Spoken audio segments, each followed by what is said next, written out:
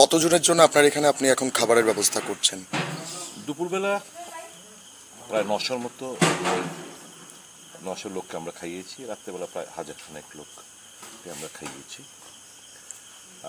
একটা সেক্টরে। আর দাসপাড়া, চন্দ্রপুর দাসপাড়া, এখানে প্রায় 160টা প্যাকেট বাড়ি বাড়ি আমরা পৌঁছে দিয়েছি।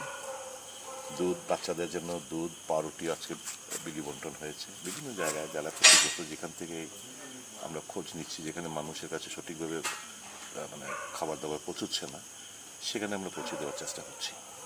কতজন আছে আপনার এলাকায় এখনো পর্যন্ত শরণার্থী শিবিরে? প্রচুর প্রচুর। এখন তো ধরুন জলের কিছুটা কমেছে, কিন্তু মানুষের বাড়িঘরের অবস্থা তো বেহাল অবস্থা।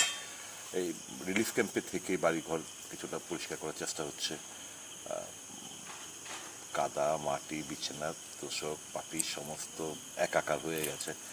বহুদিন লাগবে, মানে চট করে যে বাড়ি চলে যাবে সেটা ভাবলে ভুল হবে।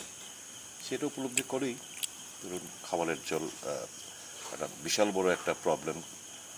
ওয়াটারবোর্ন ডিজিজ যেন না হয়, আমরা মিনারেল ওয়াটার বোতল আমরা সাপ্লাই করছি খাবারের সাথে সাথে। যতটুকু আপনার চেষ্টা করে যাচ্ছি মানুষকে কিছুটা এই সমস্ত এই সংকটের মুহূর্তে খাবার টাবার পৌঁছে দিয়ে মানুষ যাতে সুস্থ থাকে, এই একটা মানে একটা পূর্ণ কাজে হাত লাগিয়েছি।